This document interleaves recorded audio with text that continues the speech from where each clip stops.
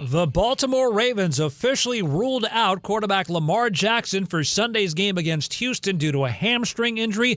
Cooper Rush will start at quarterback for the 1-3 Ravens.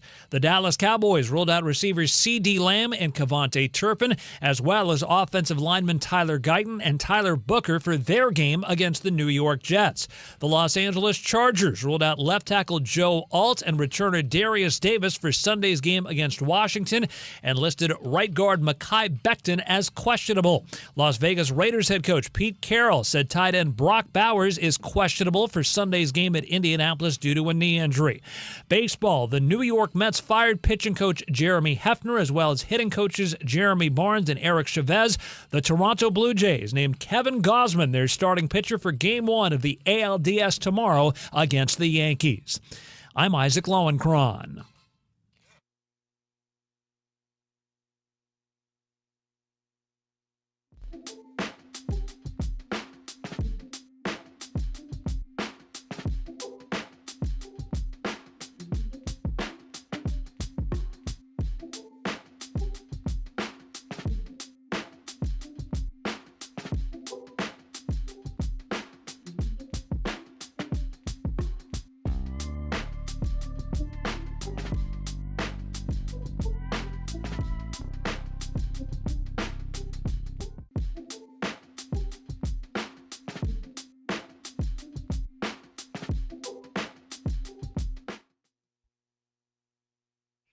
Yo, Friday! Today's Friday. Yeah! Today's Friday. Oh, yes! Yes! Yes! Wow, hopefully you had a Covino and Rich type of Thursday. Yankees win. 49ers won. All is good. Yes, and I heard they're turning Fenway into a spirit Halloween. Oh, I love that one. Oh, I love it. Yes, yes, yes. Covino and Rich. Yes! Thank you, Iowa Sam. Danny G is here super producing. We have a brand new game today called Brainwaves. Danny G's Brainwaves, your chance to win some prizes. Lowenkron's here on a Friday. Again, CNR on FSR, broadcasting live, and we be rocking out. Yeah. Broadcasting live from the Fox Sports Radio studio, that is. And if you miss any of today's show, bro, got to catch the podcast. And our best of the week drops, just like Taylor Swift's. Just like Taylor Swift's new album drops tomorrow. Life of a showgirl. Yeah, Life of a Rich Davis. Tomorrow morning, 6 a.m. Eastern. I know you did. To the whole album. Yeah, don't brag about it, please. Not on this show. On your own time. Best of the Week drops tomorrow and posted. It's produced by Danny G. Follow, rate, and review 5 stars, Covino and Rich. And we're streaming live on YouTube right now as we speak or anytime later on. Just check us out, Covino and Rich FSR. So my first question, did Rich listen to the new Taylor Swift more times than bananas eaten by Mac Jones? Mm-hmm. Ooh, good question. How many did he eat? Who's the league leader? Not 2, not 3, not 4. Your mom. Cam Schlittler and strikeouts, But Mac Jones and bananas, or Rich Davis and Taylor Swift album listens? Or how many times Mac Jones had to pull up his pants? Yeah, what's up with that? Somebody get the guy a belt.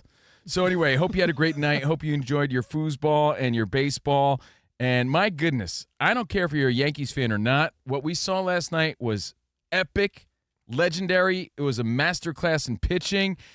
Nothing on the Red Sox. Congrats to them. I thought they were a tough team. They had a lot of injuries. Just wasn't their year. I don't think anybody would have beat Cam Schlittler yesterday. He just put up insane numbers. I don't know if you saw this. There's a story that says Garrett Cole was actually out this season because he gave birth to Cam Schlittler. That guy was insane last night. First pitcher in MLB history to toss at least 8 scoreless innings and record 12 strikeouts without allowing a walk in a postseason game. Rookie pitcher, unbelievable game. And, of course, Rich, props to your 49ers and all those bananas eaten. I was going to say, the football game way more exciting, but the stakes way higher with Major League Baseball playoffs. That game was insane. Do you know the answer to my question, though? What is the question? Did Mac Jones have more bananas than Cam Schlittler strikeouts last night? I believe tied, 11-11, right? Nope. A push? Cam Schlittler had 12 strikeouts. Oh, there you go. To Mac Jones's 11 bananas. I couldn't even believe that when I saw it. 11? I can't eat 11 of anything. What's wrong with this guy? He was, cramping up. Not used to 11 bananas in one game? Good source of potassium. Number one exporter of potassium. Kazakhstan. And Covino's... you can eat 11 chocolate chip cookies. Oh, yeah. But I would hate myself. You could eat 11 mozzarella sticks, but bananas, think about stacking 11 bananas on top of each other. That's a lot of food. Lied. Give me 11 buffalo wings. I'll eat them right now. Sure. I was going to say, hold on, just for the visual, can we get 11 bananas right around Covino's face? Oh, yeah, no? that's Okay. great. Yeah. All right, so Mac Jones, can we talk about this dude for a second? Because his suit was ass. I'm sorry. I don't care about his face. I don't care how great he played. That suit was ass. I want to make that point. But great job, Rich. He really threw quick out of the pocket, made the plays. But that's great. I think everyone's – I mean, you were watching the Yankees, and I get it. It's the postseason. It's your team. It was a way better game. But it was – I watched all the highlights, man. I mean, I saw every play of that game. I agree. I mean, of course, baseball mattered more. But you're right. Way better game. Niners, Rams, that was like a monumental battle. Mac Jones battled in a way that, I mean, I think if you thought he was ever soft or you questioned Mac Jones, I'm not saying he's the guy. I'm not saying there's a quarterback controversy with Purdy. Maybe some think there is. But Mac Jones last night, he was the Mac. Hobbling, getting up, getting down, holding his knee. His pants are falling down. That's all theatrics. Like pumping his fist, clapping. Like No, at one point I looked theatrics. up. Rich, I looked up your third string quarterback because none of us knew who that was. Yeah, you know who's Pedro from Napoleon Dynamite? No, what's his name? Uncle Rico. That's got to be racist. Uncle Rico. So it was a great performance last night. So you should be pumped about that. As competitive dude for sure. Fred Warner and McCaffrey said in the postgame when they were sitting up at that table with Richard Sherman and Andrew Whitworth and the whole crew, just that, the team is seeing all these rookies step up. And that goes for any sport, not just the Niners in football. When you're decimated with injuries and, you see the young guys really step it up, that's a winning formula. And now the 49ers are 3-0 in their division. They have a week and a half now to rest up. They're going to get some people back. Personnel is going to start coming back. And to know that you have those strong, reliable backups, maybe the Niners aren't toast without Nick Bosa. Maybe that defense. It was also weak-ass play calling last night, and they even admitted that in the press conference. Yeah, the Rams gifted that to you in overtime. Well, what do you want him to say? His but it was true. His bunk-ass plays that didn't work were good? Of course he's going to be sour. It's a bad call. It's a bad call by me. Thought about maybe trying to draw them off sides. I took one, they took the other, and it was a poor decision by me right there. But, you give the Niners credit. They made enough plays to be able to win the football game. We had plenty of chances throughout this game. We stayed in it. We fought. We battled. But I'm pretty sick right now. I'm sick of the spot that I put our group in to end the game. But, hey, these are the tough beats that you got to be able to learn from and move forward, and that's what we're going to do. That's Sean McVay on the fourth quarter stoppage at the end. You can't hit credit the 49ers defense in that moment, too. They smothered them. In overtime. You can't, say you don't love Sean McVay, even if you don't like the Rams. The guy's a winner. He's passionate. His, crazy memory of every play he's ever called. Like, he's a true football guy. You could just say you run the ball up the gut on fourth and very short.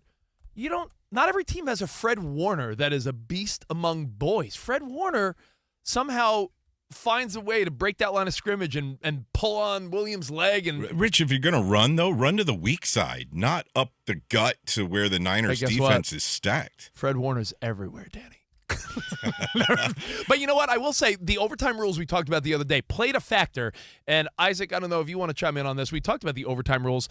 The fact that it's 10 minutes, if you get the ball second, if you play for the tie, you're almost playing for the tie. Follow the thinking. 49ers get the ball first. And conventional wisdom would be like, well, you know what? It's sort of an advantage to see what the first team does, and then I either have to match or beat them. But with the time limit only being 10 minutes, 49ers get a field goal. You have the ball. If you get a field goal, you're giving the other team the ball back with roughly, we did the math, like 2-3 minutes. You're never going to get the ball second time because 4 possessions will likely not happen, which means you sort of have to go for the tutty. The problem is they did in the regular season what you're supposed to do in the postseason. Yeah. Plain and simple. Yeah. And that 10 minutes, we said it could all be solved if you just made it 15 minutes, like another quarter of play. But it does put some weird pressure on what the right choice is. So let's say, Covino, you win the coin toss. Do you want the ball or not? because the Rams won the coin toss and they said, we'll take it second.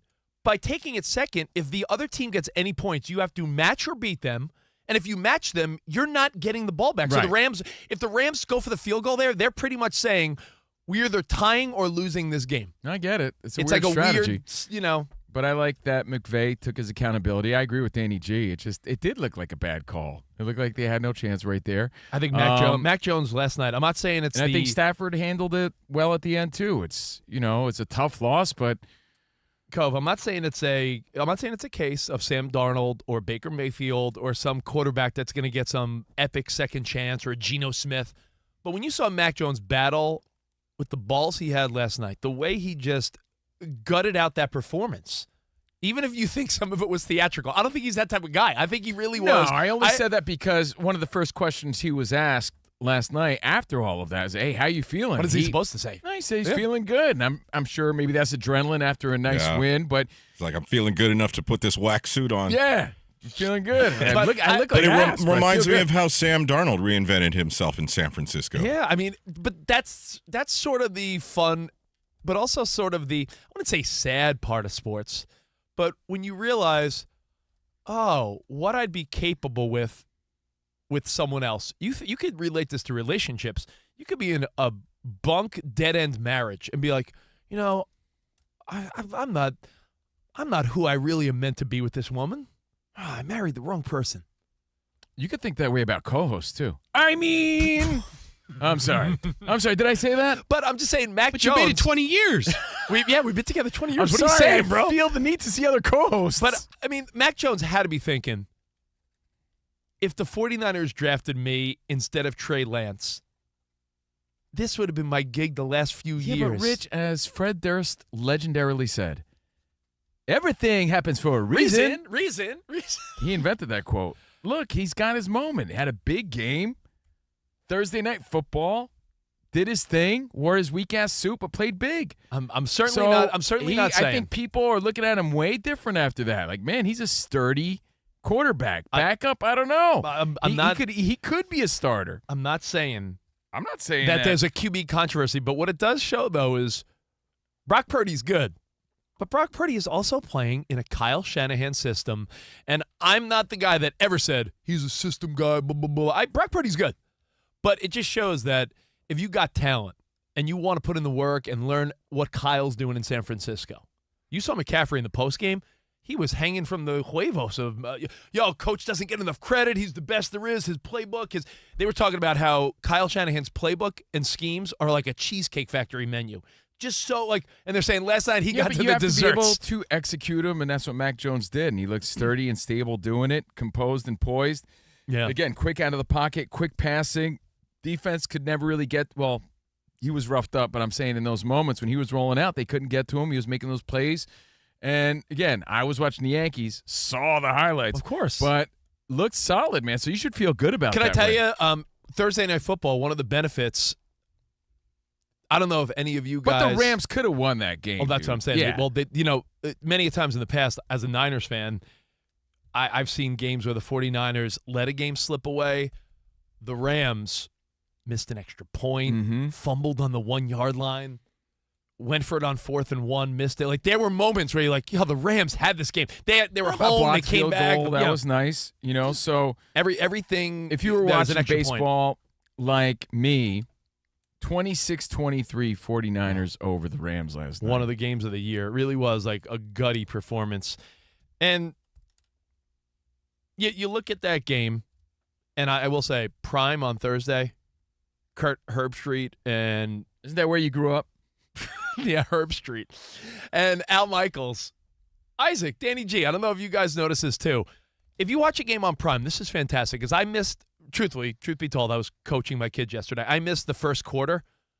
Prime has such a great feature where there's almost an accelerated mode. Oh, yeah. Where you could press accelerated mode play and it zips you through up to real time.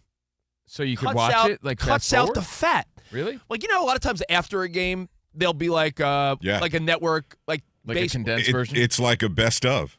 Yes. Like, how Covino Yes Network, I'm sure, does like condensed Yankee games. MLB app does it, period, yeah. Amazon, you could tune in the second quarter and there's a button that will be like, do you want the accelerated?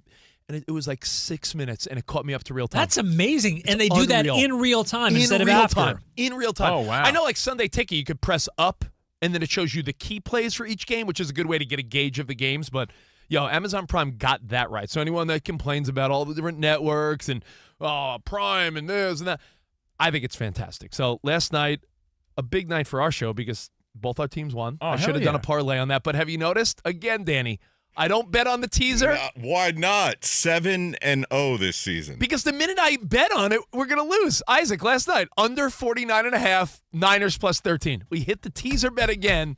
Teaser Town, USA. 7-0 this year. Congrats, man. And I was happy for you. I was like, you know what? We're going to have a fun show today. All of our teams won, and it's going to be a great weekend. So pumped about this weekend. In fact, we're going to get into weekend hobnobbing later on in the show, but you got postseason baseball, postseason ghost season. Yeah. You got some great football, and you got a UFC fight. So you got lots going on. And maybe an early Halloween party. Who knows? Add on the new Taylor Swift album, and my goodness. Stop with that. And I bring that up because I have a thought about it, and it has nothing to do with Taylor Swift. So hang tight. Keep your chonies on. Don't be like Mac Jones. Don't have your pants falling down. We'll get to that. But my wife had a question. My wife hit me up with a thought from this morning. Do you guys want to entertain this? My wife. Can we bring that back? Or no? It is like 20 years old. Borat? My name is Borat.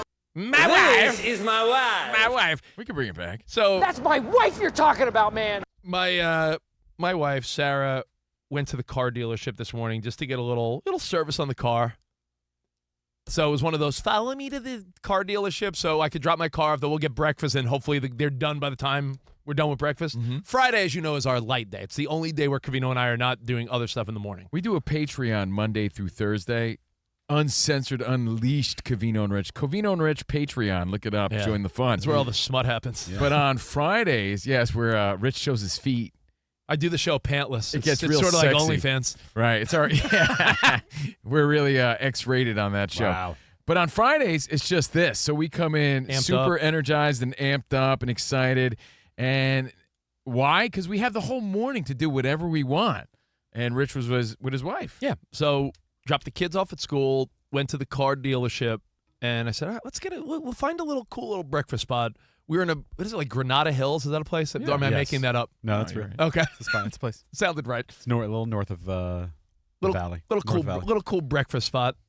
And my wife had an observation about me and my interaction with our waiter. So she left me a little voice memo. Sam, do you want to play it? She sort of wanted to pose a question to the dudes of the Fox Sports Radio Nation.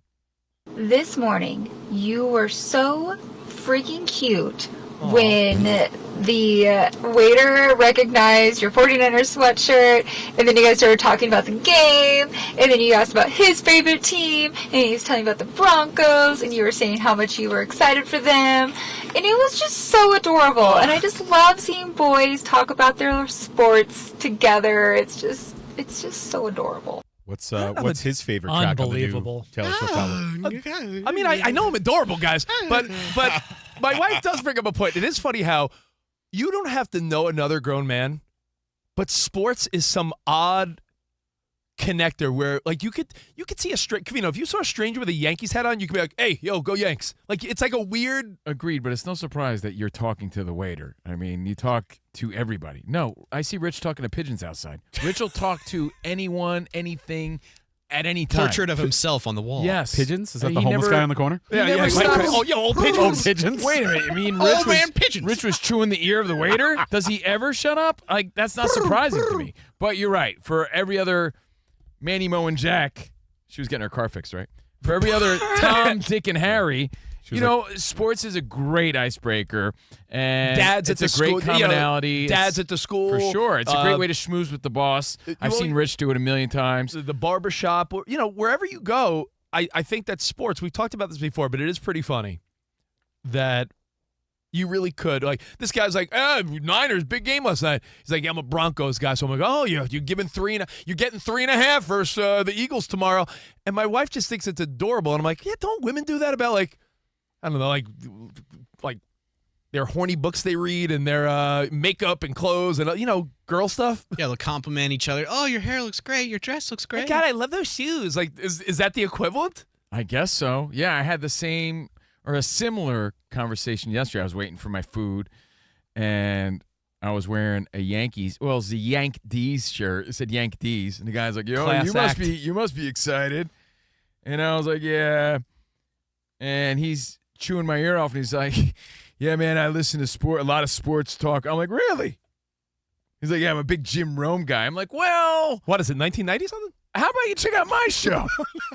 Steve Covino on fire. Jim Rome, is he in a time machine? Is it the late 90s? But that conversation turned into postseason baseball and sports talk radio and sports. It's a great icebreaker. Didn't for sure. Jim Rome work at this network? Yes. Before he they worked in this studio. No, I was saying before there was such thing as Wi-Fi, right? Yes. Okay. And I did ask him that. I said, "How old are you, man?" He said, he worked 28. upstairs. He was on the 5th floor. Yeah, he worked in this building. Before elevators were invented, right? And take the stairs. He's still doing it. I know. I want him to rip you to shreds. Well, I'll call him Chris Everett. How about that? No, I'll call him my point Jim Dome. is, he starts yapping with me because he sees me wearing a Yankee shirt. "Hey, man, you think it's going to be a rematch this year, Yankees-Dodgers?" I'm like, "Honestly, yeah, I do." So, yeah, it's a great icebreaker. Sports, we say it all the time, brings people together. Even if you root for different teams, brings family together, a big fight night. Of course. Big fight weekend, a Super Bowl party. It's great. I bring this up because my wife thought it was... Otherwise, what? You're talking politics? Because, my wife thought it was adorable. But and I'm not saying you shouldn't care about politics. I'm just saying, who wants to talk about that with strangers? You want to fight with strangers? No, thanks. Or family. But I don't want to hear what my mom has to say all the time. You know Big Mike, who runs this place? Who? The guy that runs his whole company, iHeart. He did bring up a good point, though. There's nothing more infuriating and eye-rolly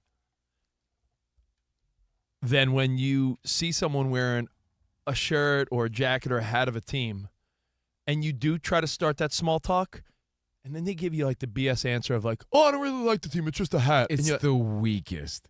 It really is. It reminds me of your Kiss theory. I was getting some body work done. Oh, your abs? Yeah. I was getting you're getting your ass work done? BBL? It was a Brazilian butt lift, yep. It was a Brazilian, a BNL. Oh, Brazilian. Oh, the nut lift. Oh, yeah, okay, yeah. Okay. It's a new procedure, yeah.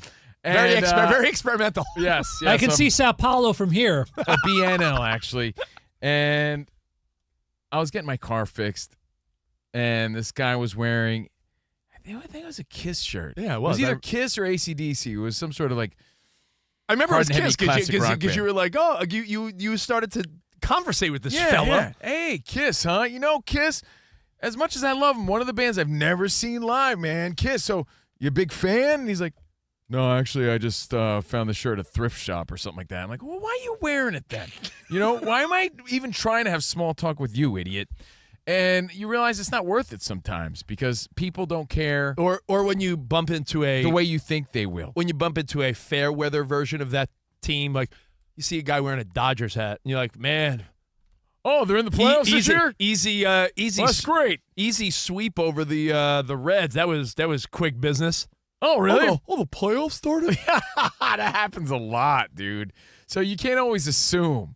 That's the thing with not only teams, but bands, like we said. Yeah. Well, hey, you don't want to bully a person. Yeah, name 3 songs. You don't want to be that guy either. It's like the kid that wears the rock shirt and everyone's like, right. He doesn't even know the band. You don't want to be that guy, but at the same time, like, it is a great conversation starter. So it works, I'd say, 8 out of 10 times. I think it works. How often did Sex Panther work? 50% of the time it works all the time. Yeah, exactly. That's around the percentage, I think. So just a great night in sports, unless, of course, you're a Rams fan or a Red Sox fan or Manny Machado or any Padres fan.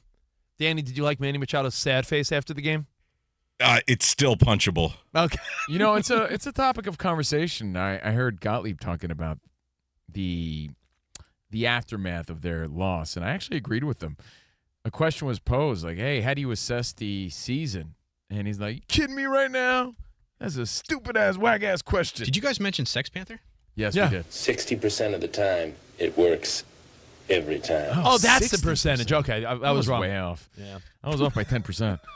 I thought it was a fair question. How do you assess the season? I know you guys just lost, but it's not like you got knocked out and you're... Yeah, but is the postseason itself the success, or if you don't go further?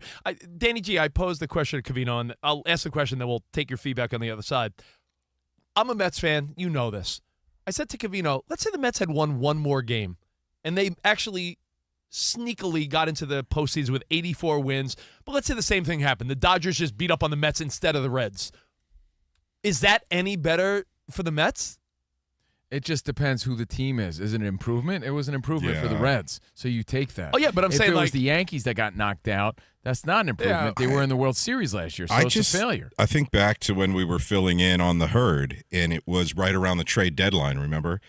Right after it, in fact. And we called the Padres the winner. The Mets a close second, but we said the Padres were the team to beat in the NL. What happened to them in the second half of the season? Now Soto and Machado could go golfing together. Yeah. And speaking of the Herd, Manny Machado definitely heard.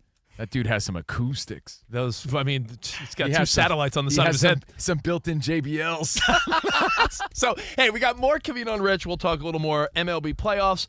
Getting really pumped up for a Week 5 of the NFL. We'll go over all of our picks. Plus, Danny's debuting a brand new game. We'll give away some prizes. So, I'm going to have a big coffee here. And I got to calm down. No, I don't think you need to finish it. I think you need to take a deep breath. And we got more Covino and Rich next. Oh, yes.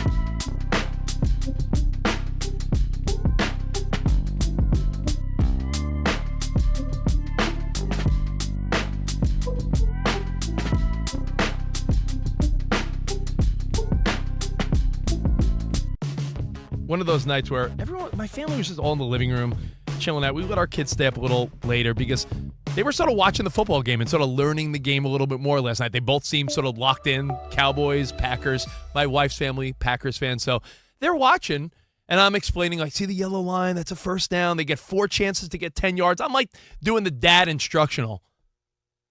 And of all games, I'm trying to teach them about the rules. It's a damn tie. And then I had to think to myself, well, do I have any real feelings about a tie? And I think I'm going to defend the tie today.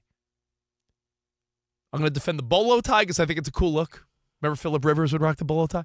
I'm going to defend the tie in football because I think what it does to the standings is awesome. Because at the end of the year, if you're OCD about seeing what team is where, now the Packers are probably going to be like 11, 5-1, 10-6-1, the 12-4. Yeah, that one is going to really mess up that North. But do you think there's something really crappy about two teams battling 4 quarters plus overtime, and it's 40-40, and they both walk away like, eh? Yeah, I didn't like it. How do you fix it, though? We talked about this for years. And my solution is simple. Dan Beyer, add 5 minutes. Yes. Each team got the ball, and it seems like each team with the legit possession equals about 10 minutes. If you had 5 more minutes left in that overtime period, just make it another quarter, 15 minutes. I think someone urgently moves the ball down the field and at least tries a winning field goal. I think 10 minutes is just designed for a tie in a weird way. It 100% is. And previously, I think they were just trying to get the game over with. Yeah. On the first score that wins the game. And then you do the thing where you're like, okay, well, now it's got to be both teams have first touchdown wins the game. So if you kick a field goal, that lent it to, all right, we're gonna have more ties, because they did. There were multiple ties in previous seasons under the old rule of field goal does not win it for you. Touchdown wins it for you. There were more ties. Now with this, they never changed the period length. Adding 5 more minutes to the quarter would be a huge, huge difference, because it just doesn't make any sense to have it this way when if you are going to have a field goal drive, it's probably going to be about 4 to 5 minutes, especially, too, if one of the teams is always going for it on fourth down if they need to, because they have to tie the game because they're trailing at that point. And like you said, the length of a drive in that situation is about 4 to 5 minutes. Do that 2 times, you match field goals to tie? My team hasn't tied in a long time. I would love to hear from a Packers fan or a Cowboys fan. How are you feeling today? Is it like, because you're not, your football team does determine your mood. I'm a little sour today. My Mets lost and the Niners lost. So today I woke up and I'm like, yeah, sort of feel a little like ass. If your team ties, do you feel good about that? Like after the game, even when the players were bro hugging and the coaches were shaking hands, it almost feels like an odd, like, when you're at a blackjack table and you're like, sweet, I got a 20, and the dealer flips a 20 and you're like, oh. Well, it was better for Packers fans than running out of time there at the end with that pass that went out of bounds. No, because that would have been a disaster. They're so lucky that ball immediately went down.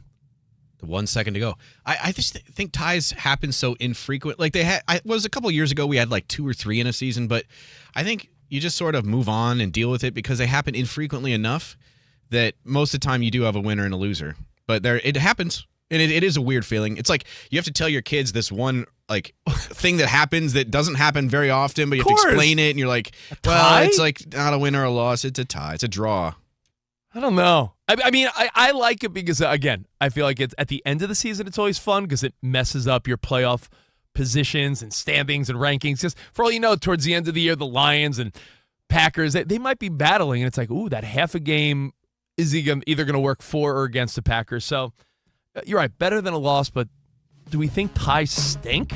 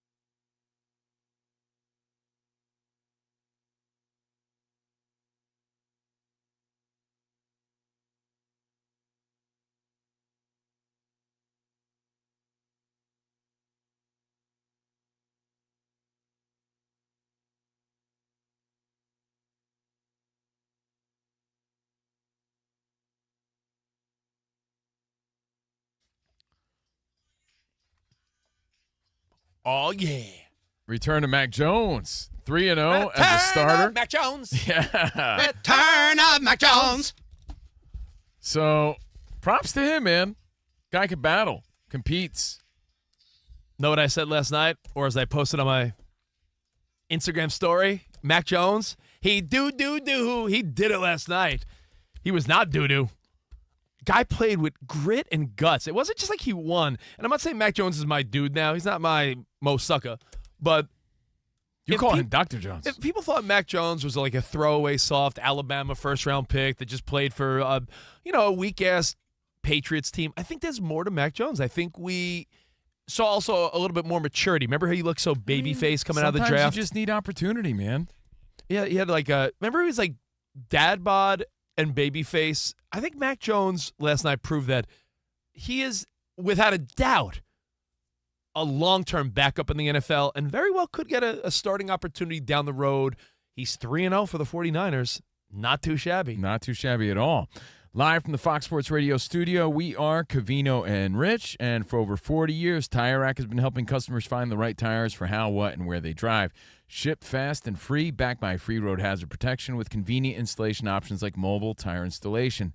TireRack.com, the way tire buying should be. Quick reminder of what's coming up. What you got? We got Rich's big TV game of the week. We're going to play a new game called Brainwaves, your chance to win some prizes. Whoa. Plus, Weekend Hobnobbing, what you need to watch in the world of sports and entertainment. We get you ready for the weekend next hour. But good to be here, Covino and Rich. Everything at Covino and Rich. And if you want to chime in, 877-99 on Fox. Well, let's get the phones going. Most interactive show, not only on the network, I'll tell you right now, most interactive show in sports talk. No doubt. I do have a question for you guys as Danny lines up the calls. It's my Diddy hypothetical. Diddy? I think he did. P. Diddy has been sentenced. I don't know if you saw this. It was breaking news today. And the defense wanted a little slap on the wrist. The prosecution wanted, I think, like 11 or 12 years. They settled, and it came down to Diddy, 4 years in prison. Should have been 40. So here's my question. In the 4 years that P. Diddy's in jail, Judge Judy would have gave him 40 years. Well, give me another one. Should have yelled at him. Slammer. The Big House. The Clink. In those 4 years, will any of our teams win a championship? In those 4 years? In the next 4 years, will the will the Yankees, Mets, Niners, I think it's coming down Raiders, to the Yankees, Dodgers again. So Lakers, will one of our teams win while Diddy's behind bars? Yes. The answer is yes. Did he? He definitely did something. 4 years. Allegedly. Actually, you know supposedly. what? When you hear people going away for longer amounts of time, I feel like But will he actually do that full 4 years? That's the question. with good behavior, don't you usually get around half? Like, even if it's like what Jay Cutler went to jail for 2 days. Remember, it was supposed to be he was 4 only days. supposed to do 4 days. Yes, yeah. but I don't know if that's a great comparison. but I feel like What was that for? the Lori Laughlins of the world and the DUI. Paris Hiltons and the Martha Stewarts, and I think a lot of times with good behavior and if you're a good citizen and do all the right things, I think you get a little more than half. So I don't think for R. Kelly. I think he's going away for a long time. Well, probably for the best. I'd imagine so. All right. I had a thought for you guys. Unless you wanted to take these phone calls. Yeah. 877-99 on Fox. E-Dog on Long Island wants to talk about the Yankees. E-Dog. That's right. I know Rich is New York pumped about the Yankees. 49ers, but that was, like I said, an impressive probably the most impressive outing I've ever seen. Yeah, they beat the Seahawks. They're a tough team. I'm sorry, what?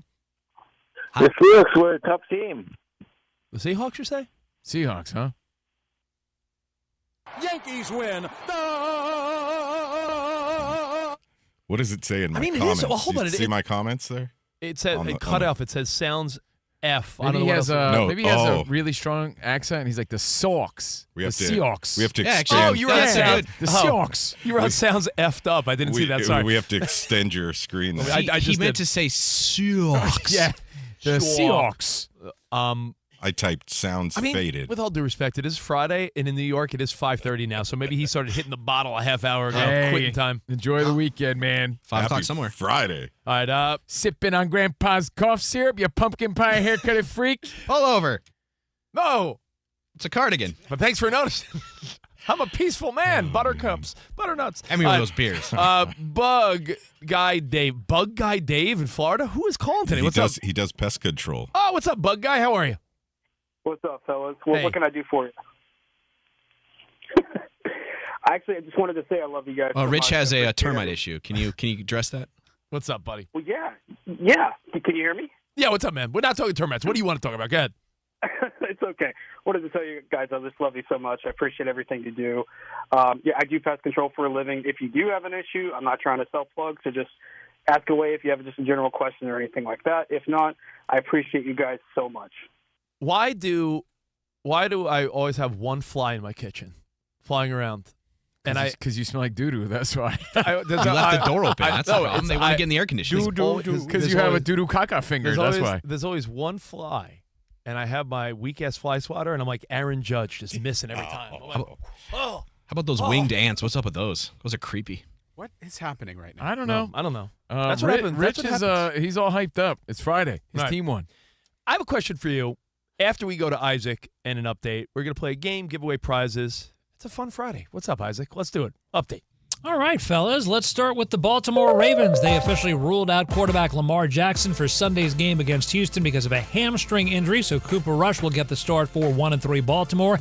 Dallas Cowboys ruled out receivers C.D. Lamb and Cavante Turpin, as well as offensive linemen Tyler Guyton and Tyler Booker for their game against the New York Jets. The Washington Commanders confirmed quarterback Jaden Daniels will start on Sunday against the Los Angeles Chargers after missing 2 games with a sprained knee. In Major League Baseball, your New York Mets fired pitching coach Jeremy Hefner as well as hitting coaches Jeremy Barnes and Eric Chavez. You going to apply? Fire them all. You going to apply? You know what? There's an opening. I mean, you never know. I don't know. You wouldn't be the first from our business to cross over back into coaching. I'm just saying.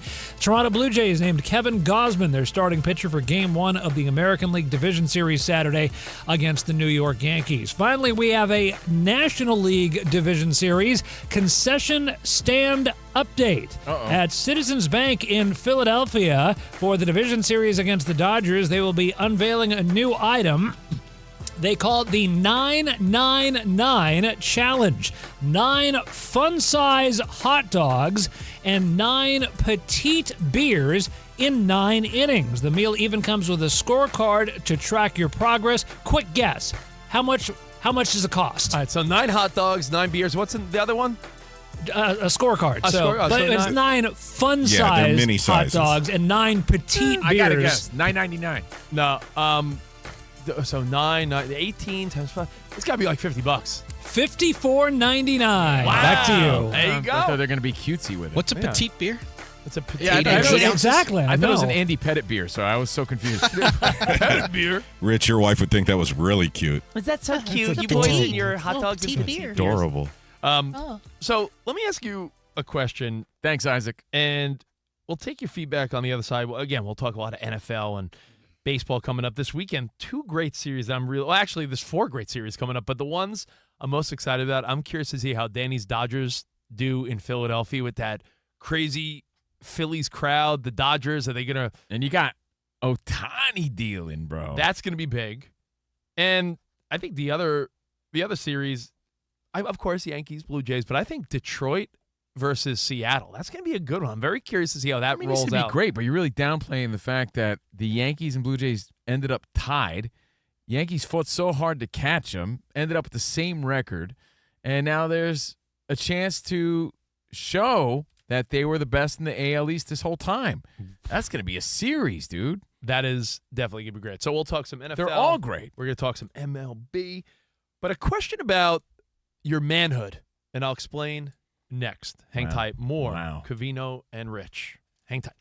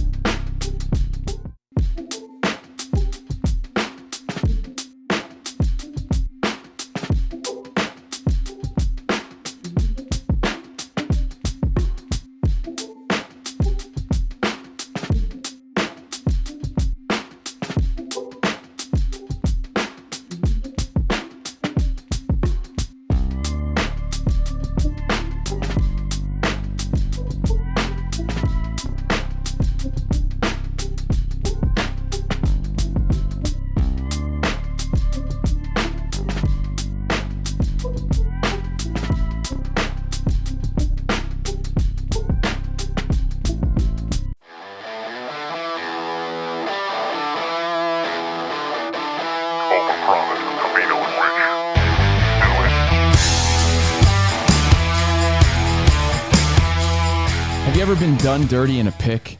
Well, the 76ers did Jared McCain dirty in a picture that went viral because he's sitting there posing in front of a bench press, but on that bench press are 2.5-pound weights. Look at this, 2.5-pound weights. So that's a total of 50 pounds.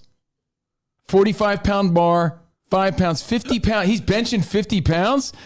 The only guy I know that lifts less than that is this guy, Rich Davis, and his Pee Wee Herman workout. But it got us thinking of other pics where athletes got done dirty. Oh. And the first one that comes to mind is the Tom Brady Combine. Because this one just never stopped showing up. Well, haunted him his whole career. It's not so much that he looks bad. He just looks like an average fella. But it's Tom Brady, the studliest, it was always winning that. men. Look how far he's come from that. He's sitting there in his boxer shorts, all pale. Just like our next one, which I find to be the ultimate disrespect because I think it diminishes our GOATs like Tom Brady, and that's the Michael Jordan cry face. Michael Jordan, they did him so dirty with that cry face everywhere, all over social media. Poor Michael Jordan. And he acknowledges it because at the late, great Kobe Bryant's service, he said, I'm going to try to keep my stuff together. I'm going to try to keep my shit together because I don't need another cry face. Yeah. So he knows it's out there. Another time where an athlete got done dirty is your boy. And I loved it, though. I loved it. Your boy. It's my boy. Juan Soto. Dude, this was a bad angle. Juan Soto is not a fatso. You remember when Juan Soto was putting on the Mets jersey and he was there and he was like 6 months pregnant? Remember that? I loved that as a Yankees fan at the time. He just had a big lunch. He went to Carmine's. I could be he. I could be he. He had some street meat. He was just at the Shake Shack. But it makes me think of Patrick Mahomes too because it's always, look how soft he is. He's the GOAT. He's the guy. Bod. He's got the dad bod. He became the poster boy for dad bods everywhere because he's not as ripped as you would think he is. Well, again, if you watch Quarterback. Man, you guys did me dirty. If you watch Quarterback on Netflix, you realize he's so pliable and flexible. And Pliable? No, he does. Clay? But if you've seen his workout, it has nothing to do with weight training. He is bending in all weird positions so that he could get crushed by, like a Max Crosby and survive. So yeah, it doesn't affect his gameplay by any means. It doesn't matter, but unflattering and it goes viral. Yeah. And there's one picture for me in particular, Rich, where it's haunted me for the past, how long have we been here in California now? 10 years. For 10 years. Now, there's a random story, but our very first broadcast. Sounds like a name drop, too, by the way. It does. But our very first broadcast, it's not bragging if it's true, here in Los Angeles was at Henry Winkler's house. Much like he said to Patrick Mahomes, you have a spot at my table. Remember he said that to Mahomes? And we took him up on it. And Mahomes was like, oh, man, better believe it, Fonz, I'll be there. He said that to us. When you guys get to California, you could broadcast at my home. And we did. And he served us bagels and lox and food, and they snapped a picture. And I looked like an extra of The Sopranos. I looked like Bobby Bacalao. I don't know what happened in this photo. Did you have gabagool in your cheeks? Did you shove some?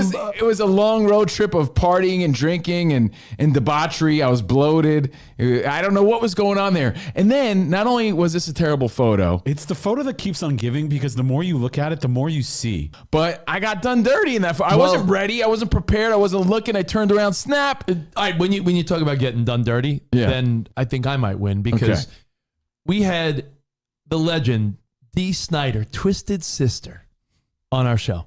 Someone said, are we smiling or are we doing rock horns? And someone goes, we're smiling. So I was like, all right, let me get ready to do my cheesy smile. And then someone else goes, no. Rock horns. It's Dee Snider. You're rocking out. So in that moment, I was like, it's the Rich Davis theme song today because he is fired up. Insane in the membrane. Insane to the brain. All right. Going insane, got no brain. Rich Davis. Covino and Rich. But can't blame people for being hyped. It's Friday. Great weekend for sports. Rich's 49ers looked good last night. Mac Jones is the man. The man with 11 bananas. By the way, where was he keeping them all? Is that 11 bananas in your pants, or are you just happy to see me? By the way, I saw that. Man, I saw that Trent on the Williams. stat Oh, no, line. he's just holding his banana. Sorry. I was like, what is going on? Is that real? He really had 11 bananas last night. My goodness, Ricky Pearsall, what are you doing sitting on the bench? Oh, okay, so it's holding the bananas. And, of course, we're Covino and Rich on Fox Sports Radio, live from the Fox Sports Radio studio, and it's time for our Tire Rack play of the day. The Rams were aggressive in overtime. Niners said, not in our casa. Ooh. Not in our SoCal vacation house. Take a listen. 4th down and 1 for the Rams. Niners lead by 3, a chance to win it with a stop here in overtime.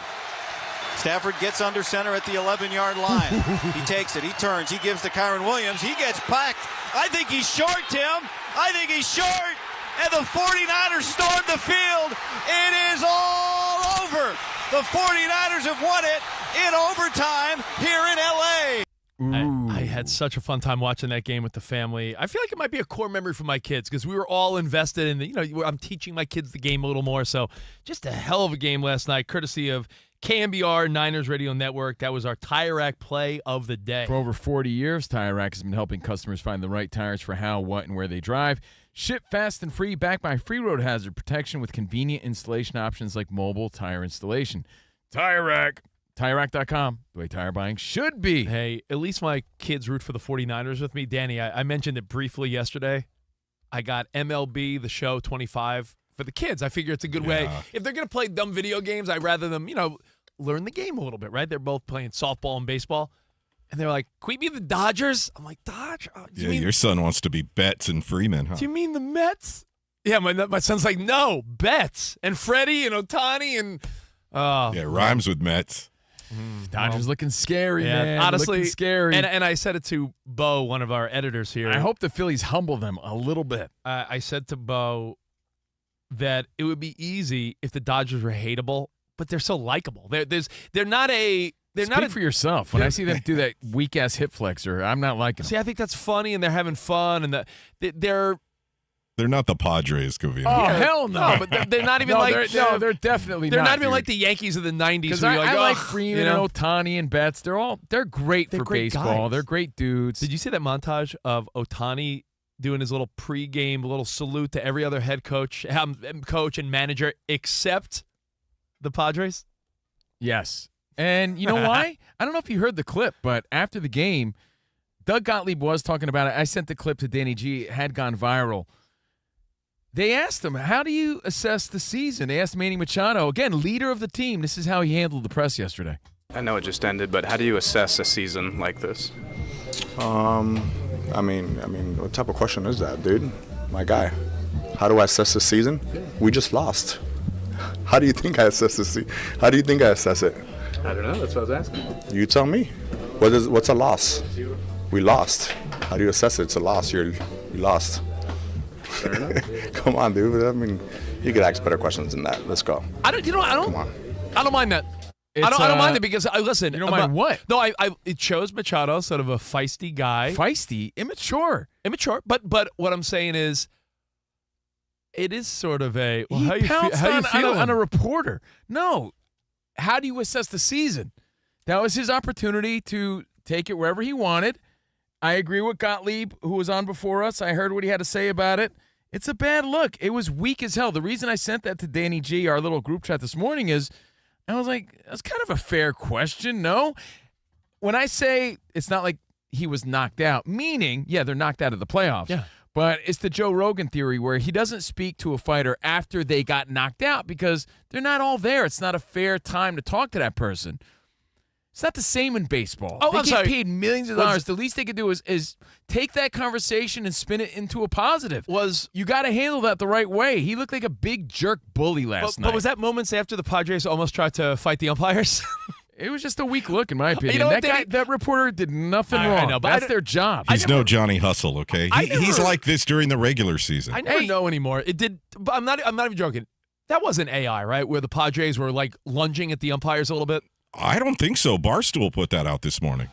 So hey, we'll talk more MLB playoffs and NFL next.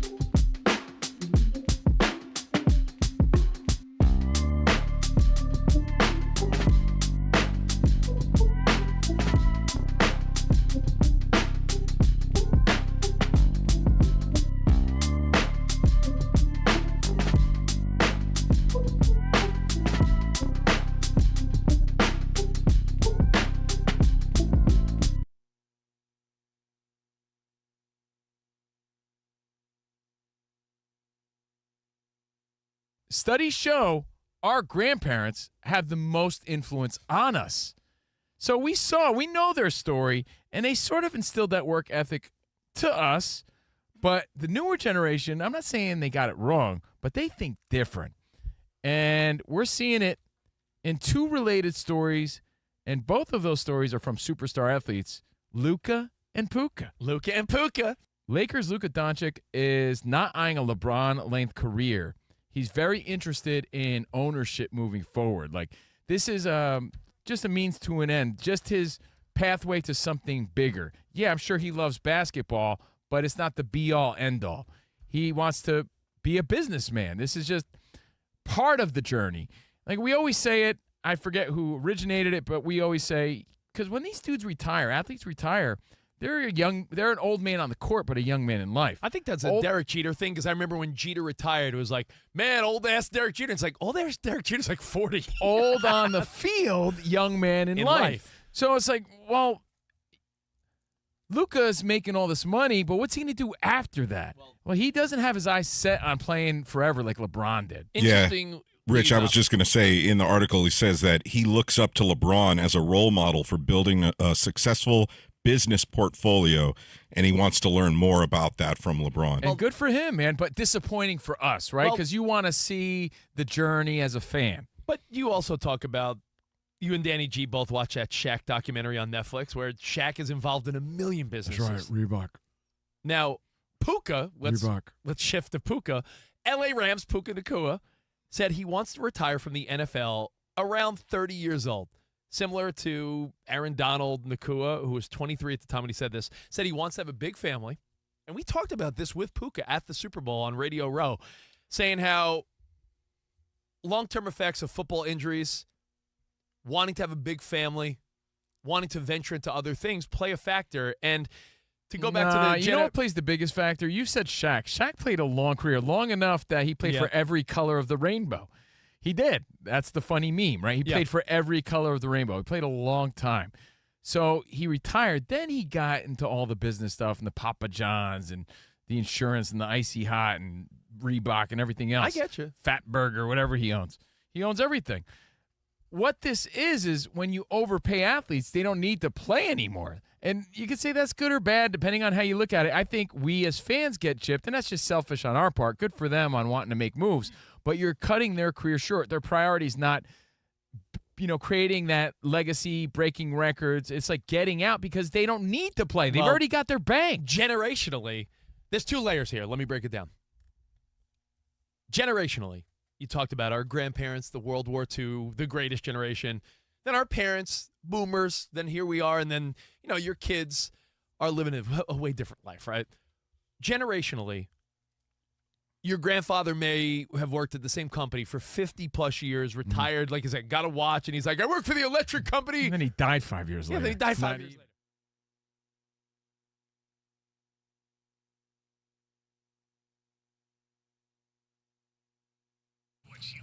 The Baltimore Ravens ruled out quarterback Lamar Jackson for Sunday's game against Houston due to a hamstring injury. Cooper Rush will start at quarterback for 1-3 Baltimore. The Washington Commanders confirmed that quarterback Jaden Daniels will start on Sunday against the Los Angeles Chargers after missing 2 games with a sprained knee. The Chargers ruled out left tackle Joe Alt and returner Darius Davis and listed right guard Mekhi Becton as questionable. The Las Vegas Raiders listed tight end Brock Bowers as questionable for Sunday's game at Indianapolis due to a knee injury. The Dallas Cowboys ruled out receivers C.D. Lamb and Kevontae Turpin, as well as offensive lineman Tyler Guyton and Tyler Booker for their game against the New York Jets. Baseball, the New York Mets fired pitching coach Jeremy Hefner, as well as hitting coaches Jeremy Barnes and Eric Chavez. I'm Isaac Lowenkron.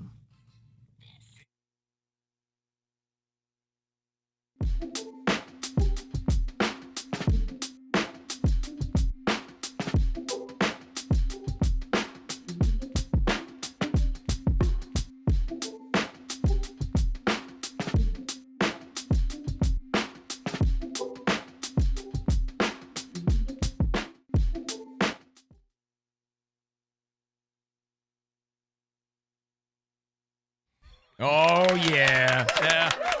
Broadcast live. You heard him from the Fox Sports Radio studio. That's what's up. And we have a fun new game this hour, Brain Waves, coming up in about 25 minutes. So make sure you call in to win. And you can be part of it at 877-99 on Fox. You can also be part of this now and stream live and chime in at Covino and Rich FSR on YouTube. Covino and Rich FSR. Later this hour, Weekend Hobnobbing. We do it every Friday. What you need to watch in the world of sports and entertainment. It's going to be an action-packed weekend of football, playoff baseball. Let's do it. Go season, postseason. And, of course, UFC this weekend. But I'm Steve Covino. That is Rich Davis. And we be rocking out. Man. We're going to do the big TV game of the week in just a second. And I know you're dying to talk about Taylor Swift. As I live the life of a showboy. Yeah. I did listen to the new Taylor Swift album with my wife this morning. And we were both. You didn't have to say with your wife. It's okay. I know. You didn't have to drag her into Yeah, this. you didn't have to. Well, that's not my like weird cover up. Like, it was my wife. I like Taylor Swift, and I like music enough to listen to an album that I know everyone was talking about. So I like to be in the loop, guys. Sorry. No. Sorry if you want to bury your head in the sand like an old fool. Never, ever do you come in and say, yo, man, it's new album Friday, and I'm checking out this. It's Taylor Swift, and that's why you listen. Yeah, of course. Yeah, but don't act like you're in on all the new music. If I told you, hey, dude, new Incubus comes out later this month. You no think thanks. Exactly. So don't no act one's like gonna you be, care. No one's going to be talking about it that day. Oh, I love Incubus. I work in sports radio and talk radio and music and all that You're stuff. acting like you're not a Swiftie. You just you're heard the biggest Swiftie I know. You just heard two of your coworkers that you see on a Friday say that they will listen to the new Incubus album, but you won't listen to it. But no one else here in this studio has listened to Taylor Swift. I heard some of the songs because one of them is apparently about Travis Kelce's penis, and I'm not even making that up. Oh, you mean Wood? Yeah, it's called Wood. I'm sorry, Big Giant Redwood. Redwood. Well, it's not a song about the black dude that sits on the end of the bed. That guy, remember that guy? Wood. During COVID? Yeah, Maybe it is. Barry Wood. Maybe it is. Maybe it is. But I'm just saying, We don't know. By the way, I'm not making that up. I want to make sure that the Fox Sports Radio Nation understands that. I'm not just making a cheap joke. I saw a clip where she says it's like knock on wood. It's about superstition. Being superstitious. Hold on. Of course, it's all double entendre and innuendo, but every major outlet's reporting that it's her raunchiest song yet. How and it's could you- clearly how could you about the speculate? nether regions of Travis The Kelce. nether regions? Who Yes. are you? By the way, how could you have I'm a a guy that took conversation? my human resource courses. What You should look continent into is them. that on? Nether regions. I don't think anyone's ever talked about Travis Kelce's nether regions. It's a great word. But how can you even have this conversation and then not go to me after you call me a Swiftie? I listened to the album this morning driving around with my wife. I told you we had breakfast. We had a nice little morning together. And the Taylor album brings up a conversation. And this is not going to be a Taylor Swift conversation on Fox Sports Radio. But what it is, it's a conversation I'd about... rather talk about Phil Swift, the inventor of Flex Seal, than Taylor Swift. That guy made a canoe out of a screen door. How about To DeAndre me- Swift? To me, that's more impressive. That is really impressive. Come on. Have you ever sailed on a screen door? Could Taylor Swift do courtesy that? of Flex Seal? I mean, that is pretty impressive. Yeah. But that's not what I want to talk about. But I also don't want to talk about Taylor and Travis. What I do want to ask you is, as a man, as Rocky Balboa would say, as a man. Yeah, as a man, absolutely. What is the best compliment you could get from a woman? Because I have my top three, and I want to throw it out there to you guys. These are the top based three. on the fact that she says he's like a great lover, Well, his hold on. manhood is amazing. Let me read you the lyrics from Taylor's new song. Oh, you mean the song about knocking on wood? Superstition? That's what she said. I'm just quoting her. Yeah, and she's not lying, but it's real. It's innuendo. It's all about his junk. Listen, I feel like she is a pop music wizard. These songs all hit. The minute you hear them, you know they're all going to be hits. She's the Michael Jackson of this generation. Oh, as far stop as, it. No, I'm sorry. Sam, that's an argument you don't want to get involved with. Yo, Sam just moonwalked right now. I know. All right. I'm sorry. My correction, I was Sam. Bigger than Michael Jackson. Whoa! All right. So here's the chorus of Taylor Swift's new song, Wood. And I want to point out. WOOD. And I want to point out. This might make Travis Kelce like probably the most braggadocious dude. He could walk around today knowing that an album was released today with millions and millions and millions and millions of people listening to it. And here's the words. Forgive me, it sounds cocky. He hypnotized me and opened my eyes. Redwood tree, it ain't hard to see. His love was the key that opened my thighs. Oh, it goes more. Continue. Oh. Yeah, but carry on because I'm not going to carry on. Well, let me see where your hands are. It Get them out of talks your about pants. his manhood and everything else. So she goes on and on to pretty much talk about what a great lover Travis Kelce is. So I made my list, and I want to see if you guys could debate this. When it comes to being complimented as a man, some of them are sincere and nice, and some are not that. Top 3. When a woman, especially your wife, or any woman for that matter, compliments what a great dad you are. When your wife talks about how great you are with the kids. Do you mean like when they're like calling you daddy in the bedroom? Whoa. Is that what you mean? No. Oh.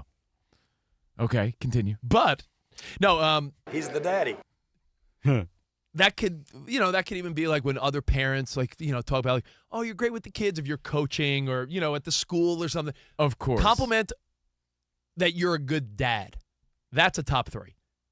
I think when a woman compliments how lucky she is that you're a great provider. If she talks about you protect our family, you provide for our family. I'm a provider, baby. Gotta hit the streets tonight. Oh, provider, baby. Like NERD. I think compliment that you're a great dad, compliment that you're a provider I agree and with you. a man. You protect the family and you provide for the family. That'll always make a man feel happy. How about you make me feel safe? Yeah, safe, you're a provider. That's it.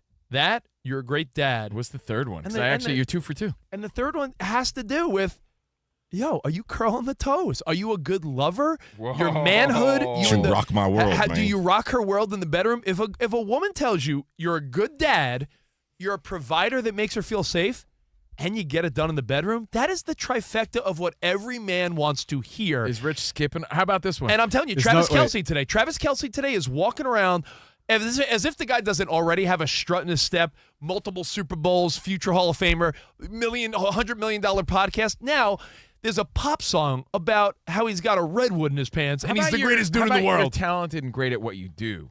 That's another good compliment. And by the way, and what is it's a good one though. And to tie it into Taylor, Trump's, like what he's saying right now. Yeah, our family members don't listen to us though. But they're used to what we do. No, but there's a trend. I don't know if you ever saw this trend where a kid or a wife goes up to an older fella and they're like, "You ever wish you were a good athlete, dude?" I wrote it down because I was going to say the. And then the dad is like, I was a pretty good athlete because you hit them in their ego and their pride a little bit. It's so funny you would say that. I wrote it down because I was going to say, I said dad, provider, manhood, essentially, right?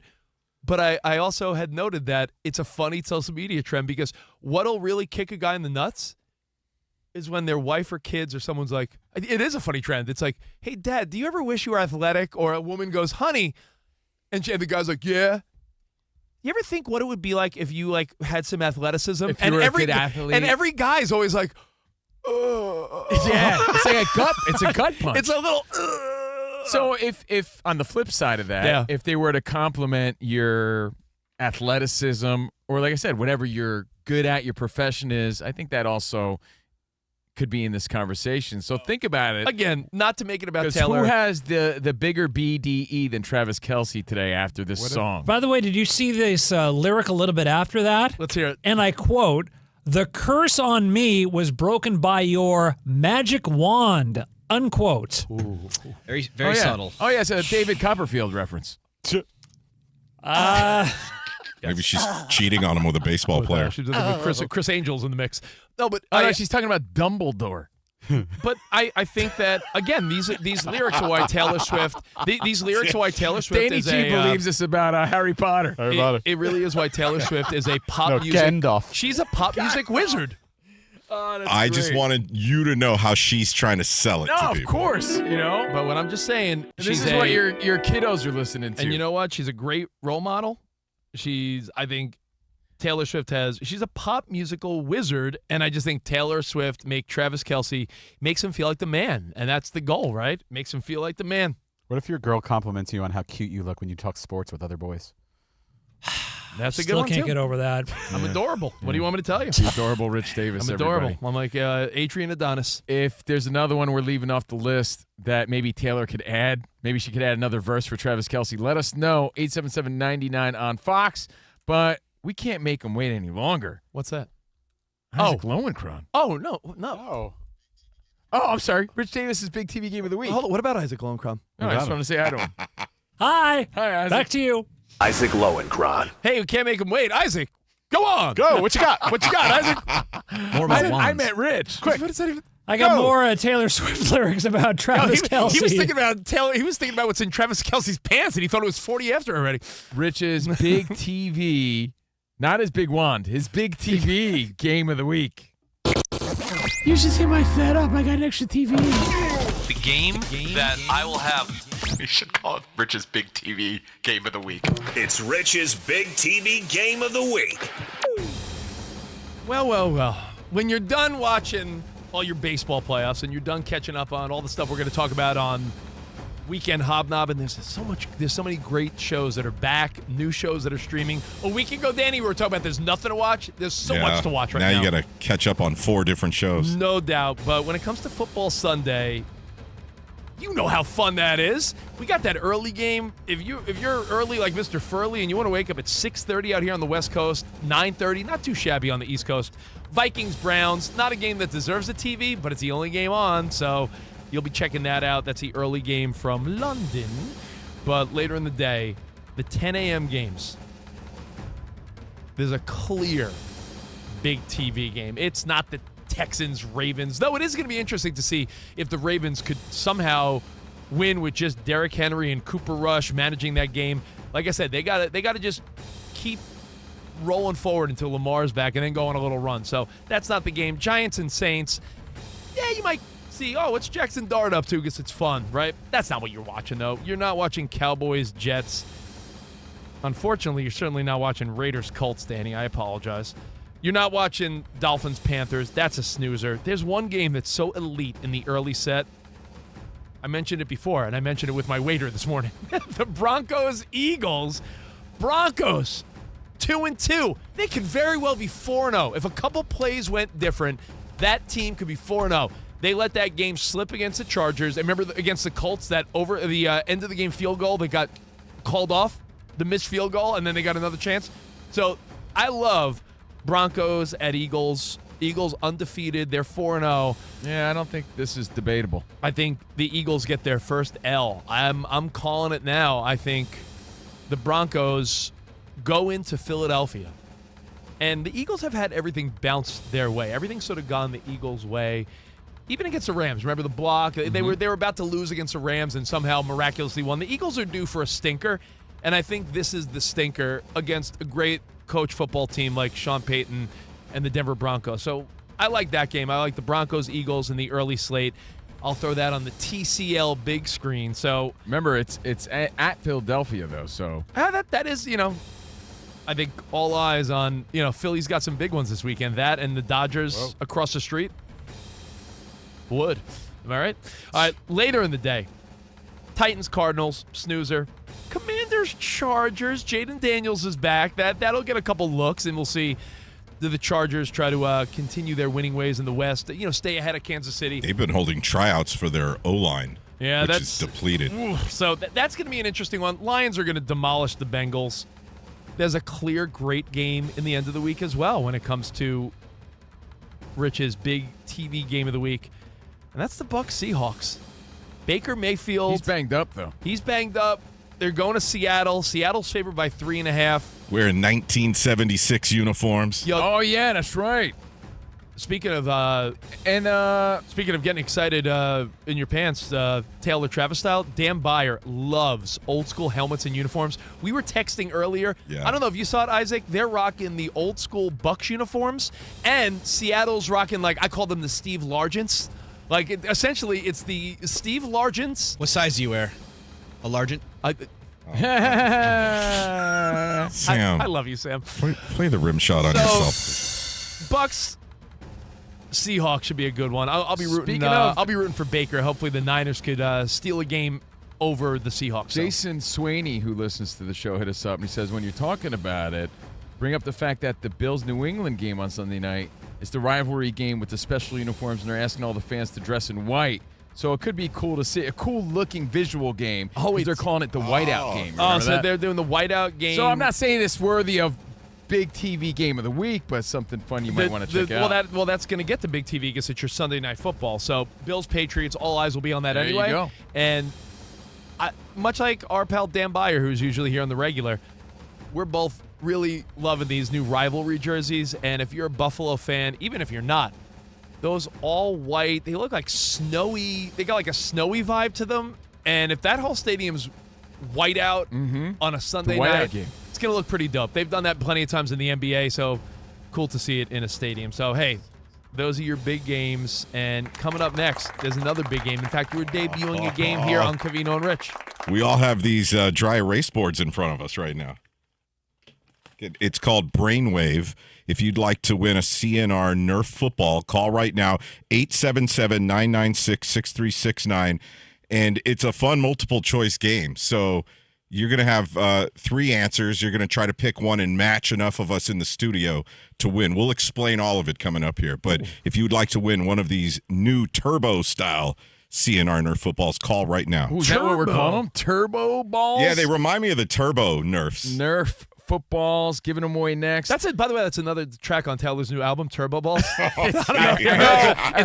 heard it's about Kelsey, but I'm not sure. Okay. Yeah. Nope. All right, so we play it next. We got more Covino and Rich on Fox Sports Radio. Oh, man.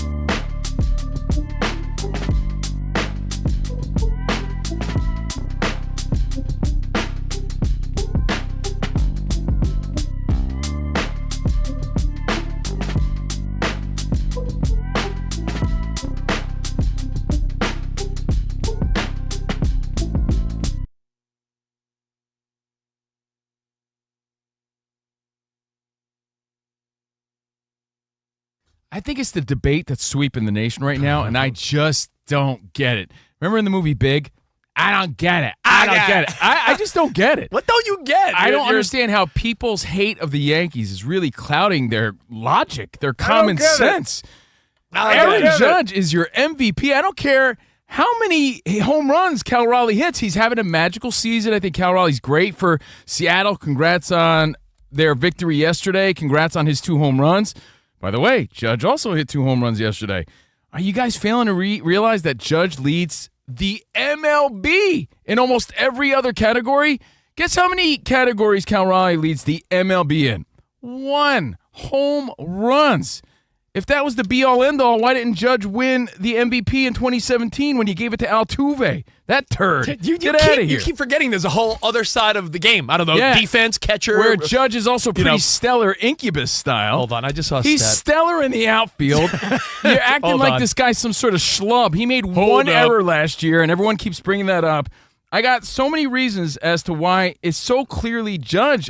I need to understand why you think it's Cal Raleigh, because he hit 60 home runs. How does that, you defending Judge? It's like fighting with my wife about something where I know I'm not going to win. It's not. It's ridiculous. It's the debate that's sort of dividing the country right now. And you know what? It's better than late night TV and politics or anything else. So we might as well lean into it. I'll be honest. This is way more fun to Right? argue about.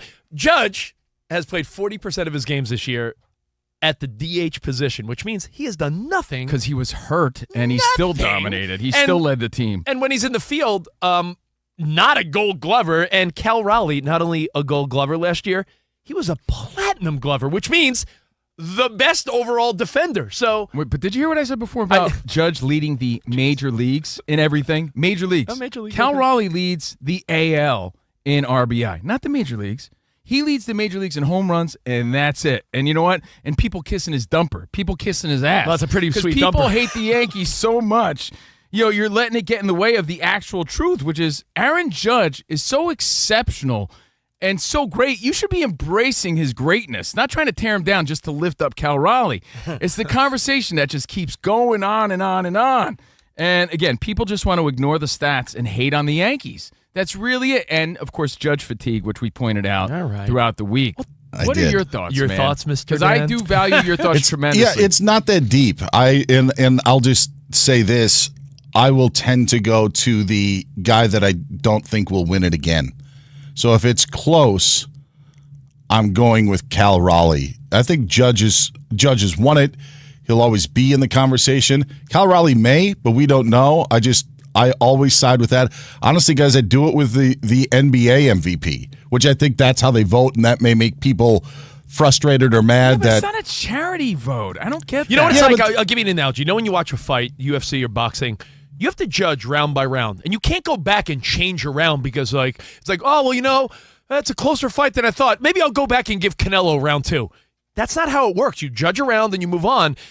Because I'll back Covino up on one and only point because I think it's Cal Raleigh that should win. But we can't not give it to Judge because we're tired of him. Like the Joker in the NBA, you can't be like, "Oh, he's already won a bunch. No, Let's but they not give did it to that. him." They Yeah. arguably did that to Lamar That's Jackson last year when they gave it to Josh Allen. Not that Josh Allen didn't deserve it, just like Cal Raleigh doesn't deserve it. But you could say that maybe, Lamar Jackson won it already, so we'll give it to him. Dude, Judge deserves this. I think that is pretty clear when you see that he leads in almost everything. But the previous years weren't a bar on what was and what wasn't an MVP caliber season. And I say that because Lamar's season last year, passer-wise, I believe is 4th best in NFL history as a passer. That was last season. So I believe there are only 3 other seasons that were better, a couple by Aaron Rodgers. So it's tough to argue against that if you're for Lamar, but the bar that Josh Allen passed when Lamar won it 2 years ago, that tells me that his campaign was worthy enough at that point to be a most valuable player. And if you see where these teams are, specifically with the Mariners now winning the division, I think that also lends to Raleigh and what he's done. So that's where I go with it. I disagree with Rich. Like, Rich doesn't agree with my thinking, but I do tend to go that way with this award. Can't take that away from Cal Raleigh, but you can't take that away from Judge either. The Yankees would be doo-doo pie without his leadership, without him putting up the numbers when he was hurt, those 8-10 games, whatever. They were terrible. So he is that difference maker for the Yankees as well. And what do they always say about Cal Raleigh? For a catcher. Oh, great ass. Blah, blah, blah for a catcher. Great ass for a catcher. Home runs for a catcher. Yeah. Dude, since when, please tell me, baseball fans, do we vote on some sort of curve or give bonus charity sympathy votes because he's a catcher?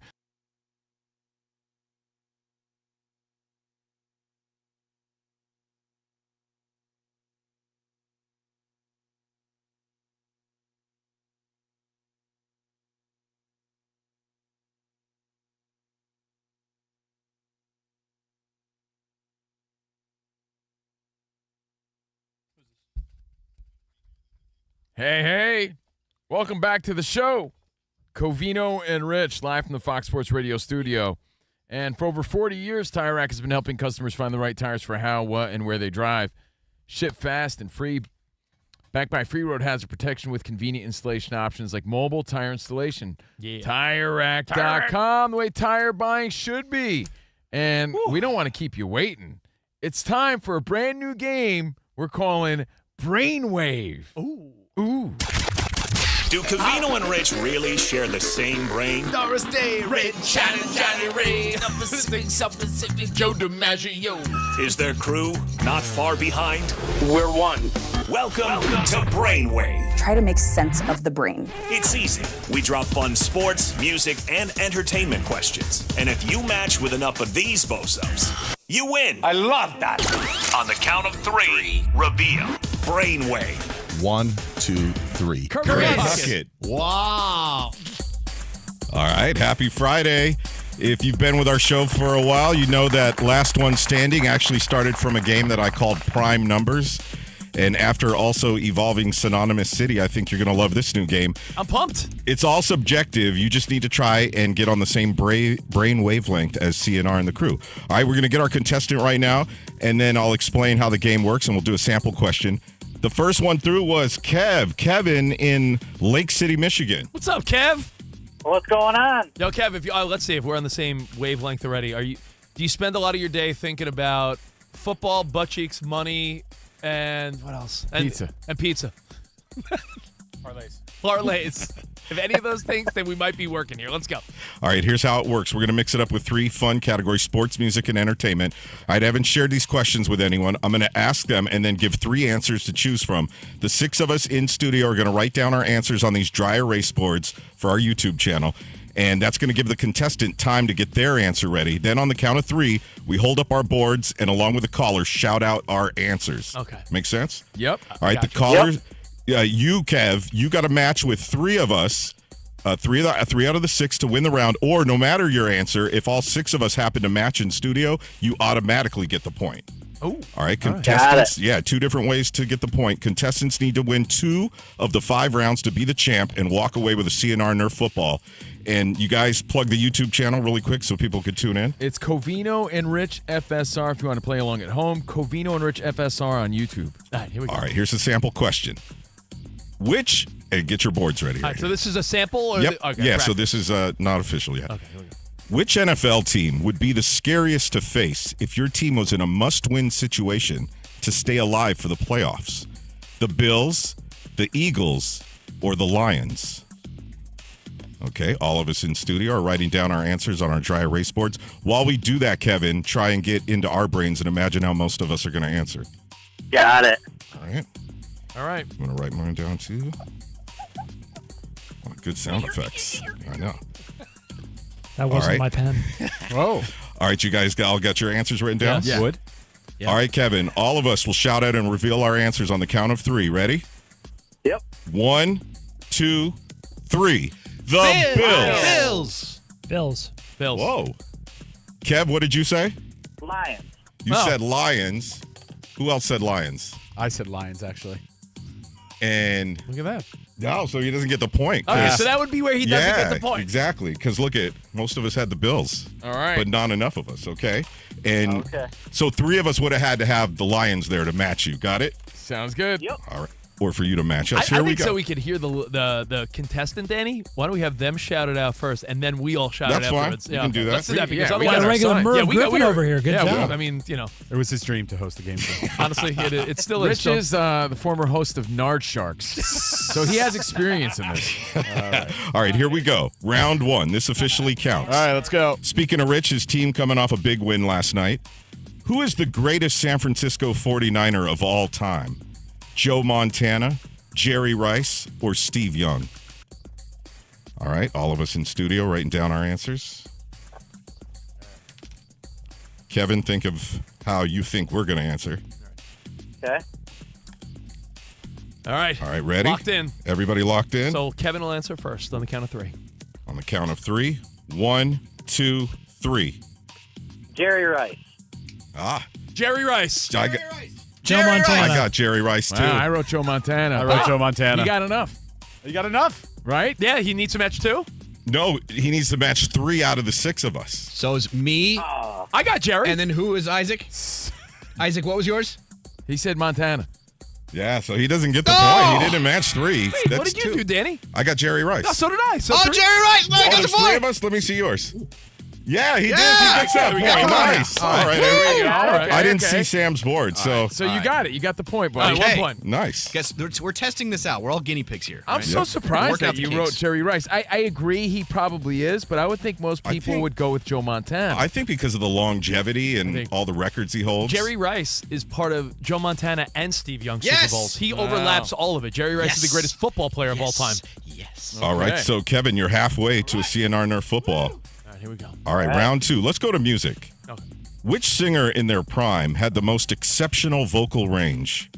Mariah Carey, Freddie Mercury, or Whitney Houston? Oh, man. As if. Come on. All right, let's write our answers down. All right. I am locked in. You guys locked in? I'm locked in. I'm locked in. All right, Kev, on the count of 3, give us your answer. Ready? 1, 2, 3. Whitney Houston. I got Whitney Houston. I do too. Whitney Houston. Mariah Carey had the best vocal range. Agreed. I wrote Mariah Carey even though I don't like her. I mean, It's all on Ilo. hey. Ilo, what do you got? Whitney Houston. There we go. And let me tell you why. Because every time there's some stupid show like Idol or The Voice or any of that, what do they always judge? Oh, you're taking on a Whitney song. Because taking on a Whitney song would insinuate that's the toughest thing to do, Yeah. right? Let's do another round Yeah, just because for fun. we're having fun. We're figuring out how to run this game. So he technically won, though, yeah, right? he did. He's All right. already won in Nerf football. Kev, thanks for being our guinea pig. know what? You already won, Yeah. but let's do one more round. But real quick, Whitney Whitney Houston. Houston had the best national anthem ever. Yeah. No doubt. But Mariah Carey had the best vocal range. Yeah. Freddie Range. Mercury. Mariah Carey- Freddie Mercury was pretty She could great, go too. 5 octaves. Mariah Carey could go There- 5 octaves. there Whitney was- Houston was like a pipe organ, though. You're She just thinking of blast you prowess. away. A big Vocal argument prowess. about this online, which is why I picked those 3. Great, all right, great let's, topic. Let's go back to sports for our bonus round here. Okay. Which fan base is the most annoying? Oh, Good this one. is for a koozie. How about that? okay. The Lakers, Oh. the Yankees, or the Cowboys? Oh. All right, we're going to write our answers down. I'm locked in. I'm locked in too. I'm locked in. Man. All right, you ready, Kev? I'm ready. On the count of 3. 1, 2, 3. Cowboys. Yankees. Yankees. I wrote, I had Yankees. Cowboys. I wrote Cowboys too. So that's 2. Who else we got? I got Cowboys over here. Yeah. So you win. You win a CNR koozie. All right. Is that a redwood tree, Isaac Milligron? With an arrow pointing down? You want to do one final round? Yeah, let's Just do one more. promoting the All right. YouTube stream. Yeah. All right, let's. Millicron wrote, I heart boobs. Honestly, Covino needs glasses. He doesn't realize that Isaac's been writing funny things all the time. I can't even see it. Yeah, you get some readers. There was a lot of fighting online about this one, guys. We're going to go to entertainment. Which is the top gangster movie of all time? Oh, that's easy. Goodfellas, The Godfather, or The Departed? Come on. All right. Ilo, it's I'm not locked as in. I'm simple as locked you in. think. Here we go. Let's lock in. Yes, it is. All right, I'm writing mine down too. All right. All right, Kevin, lock your answer in. Yep. Best gangster movie of all Gangster. time. Yeah, gangster. They don't have to be Italian, by the way. On the count of 3. 1, 2, 3. Goodfellas. Goodfellas. Goodfellas. I I'm wrote. a Homer pick, Departed. Oh, I wrote The Godfather. It's Godfather. There's only, Godfather is a one, movie there's about- only one wrong answer, and it's the part. Oh, Sam. stop. You can be an Irish gangster. Come on. Spot, what Academy did you Award say? winner. I said Goodfellas Yeah, because same. to So he me, won. The Godfather is a movie about a strong Italian Nice. family. And by the way, Henry Hill, played by Ray Liotta. Ray Liotta's from my hometown, so I have to say Goodfellas. So that means he won again. Yeah, nice. So we'll throw in woo! 2 koozies. And Rich, I like the touch with the listener calling out their answer first. Yeah, that So, way we could hear yeah. their answer clear. You know. Yeah. So next Friday we'll have it sealed up. Thank you, Kevin, for being our guinea pig in Lake City, Michigan. And there goes Good another game, lucky Danny G. winner. Thanks, guys. You know what I do? I know what I love to do, Danny. Spot and Covino hate when I do this. I like to work things out on the air instead of off the air. So I have another thought. Would it be too tricky without multiple choice, or is it too open-ended? Yeah, then? it's too open. Too You think? open-ended, yeah. The first time we did this, it was too open-ended, and the caller couldn't come up with any answer, remember? Yeah, that is true. Yeah, you got to give them So what an I've done option. is I'm taking 3 almost as close, equal answers your questions where were people great. are arguing it's about good. it. I like it. Brainwave. It's sweeping the nation already. People are buzzing about it. So if you want to play again, we do it Fridays for your chance to win. What do we call them? Turbo balls? Covino and Rich Nerf Turbo Balls. Turbo Balls. And, of course, some koozies we'll throw in there for you, too. So thank you, Kevin. That was great. We'll do it again next Friday, Covino and Rich. As we go to Isaac's update, I just have a random hypothetical in the room because I have Dodger fans here and Yankees fans, Covino Yankees, you guys. Because we were talking about the most annoying fan base. What fan base do you think the average person would want to see sad? Dodgers or Yankees in the postseason? Like, what would give more Yankees? I think. You think an early dismissal? You know why? Because of the stereotypical botchagaloop Yankee fan with the viral video of that Yankee fan flipping off the Red Sox fan right in his face. Yeah, that type of guy with the chain and the jersey and the. Can we build them right now before we go to Isaac? Give me the Halloween costume starter kit if you wanted to dress up as a Yankee or a Dodger fan. Go ahead. Oof. Yankee fan, I think, is a chain. Yankee fan's a chain, an oversized Yankees jersey. Dodger fan, I need a Dodger tattoo on my forearm. You know, a tattoo. Okay, yeah. Dodger fan stuck in traffic on the way to and from the game. Let's see. High socks for a Dodgers fan. Definitely rocking some high socks. Dodger fans maybe wearing Dickies and like some Vans. You know? Because that's what people like. Yankee fan has to come with some hair product, right? Are they selling these at Spirit Halloween? Yeah, I think they are. Yeah. All right, nice. Oh, well, think about it, and we'll go to Isaac for an update. Isaac, what's going on, buddy boy? All right, we'll start with NFL injury news, fellas. The Baltimore Ravens officially ruling out quarterback Lamar Jackson for Sunday's game against Houston due to a hamstring injury. Cooper Rush will get the start at quarterback. Washington Commanders confirming that quarterback Jaden Daniels will start on Sunday against the Los Angeles Chargers after missing 2 games with a sprained knee. Chargers ruled out left tackle Joe Alt and returner Darius Davis. They also listed right guard Mekhi Becton as questionable.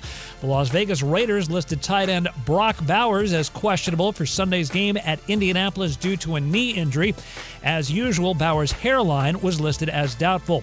The Dallas Cowboys ruled out receivers CeeDee Lamb and Kevontae Turpin, as well as offensive linemen Tyler Guyton and Tyler Booker for their game against the Jets. Baseball, the New York Mets fired pitching coach Jeremy Hefner, as well as hitting coaches Jeremy Barnes and Eric Chavez. Bench coach John Gibbons resigned. And the Toronto Blue Jays named Kevin Gausman their starting pitcher for Game 1 of the American League Division Series on Saturday against the Yankees. Guys! Thank you. I was waiting for a back to you, weren't you? Back to you. Thank you, buddy. Isaac, have a great weekend, buddy. You guys too. Always yourself. fun to hang with the great Isaac Lowenkron. No doubt. Now, Covino, there's so much to watch in the world of sports and entertainment this weekend. I think we get a little early jump coming up on Weekend Hobnobbing. And we'll talk a little fight this weekend. I know not only do you have baseball, not only do you have football, you have some fighting. So we'll get to all that next. A little Weekend Hobnobbing here on Covino and Rich next.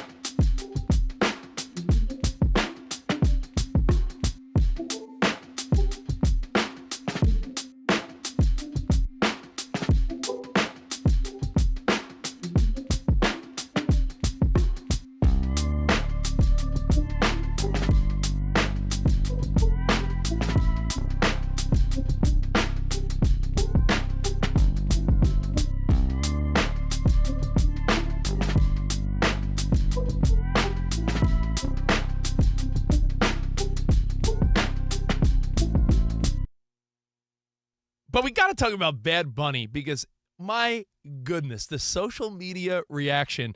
Danny G, I was watching just like you Sunday Night Football, and they so casually, like Mike Tirico. Yeah. Like, I did not know this was coming. Tirico's like, and coming up next, we're going to find out who the halftime show is. And I'm like, oh, damn. Like, Tirico was just holding that in his pocket, huh? And there he is, Bad Bunny, sitting on a goalpost with a straw hat. And everyone's like, wait, what? Bad Bunny? He was carrying a golf bag, too. It was weird. Bad Bunny, He's otherwise still caddying for Happy Gilmore. Otherwise known as Happy Gilmore's caddy, is an international superstar.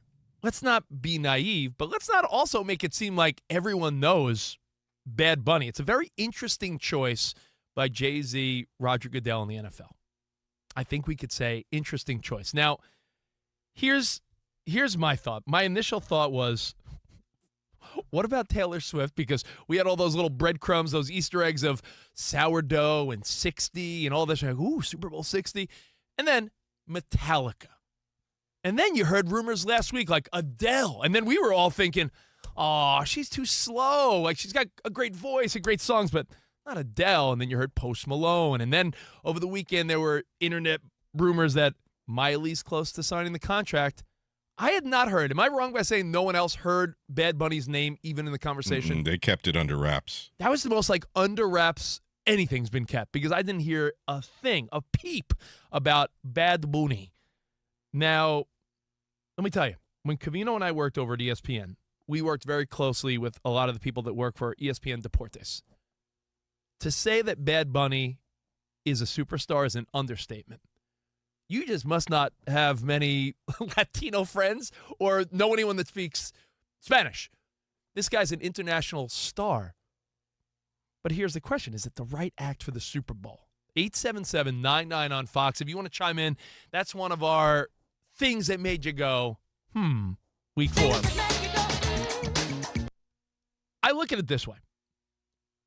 We often neglect to realize when something's not meant for us, right? Let's say you're let's be honest, middle-aged white guy who loves football and you're going to watch no matter what. They got you hooked. You're watching the Super Bowl and everything involved with the NFL playoffs. You're watching Mondays, Thursdays, Sundays, Sunday nights. You're locked in. They got you. They don't need to get you anymore. So it's very clear that last year with Kendrick Lamar and this year with Bad Bunny, they are shooting younger. They're going for different ethnic backgrounds. They're going global. The NFL playing games in Ireland and Spain and Mexico. The game's expanding. The fan base is trying to expand. So Bad Bunny, to me, is just a clear indication that, you're not the demo they're going after. You're locked in, middle-aged white guy. And I'm in that group. If they wanted middle-aged white guy, if they wanted to super serve the 40 to 60-year-old dude, Metallica is the answer. But they're going after the younger generation. So this is definitely a pick for the younger people. And, hey, you know what? I think it is funny how we overanalyze what's going to end up being 15 to 20 minutes of your life 6 months from now. I think we'll be okay. I think it'll be fun. Bad Bunny, there's going to be hot dancers. He's going to put on a show. You just may not understand anything he says. But you know what? Hey, you have a few months to do some Rosetta Stone. Learn a little more Spanish if you're too worried about it.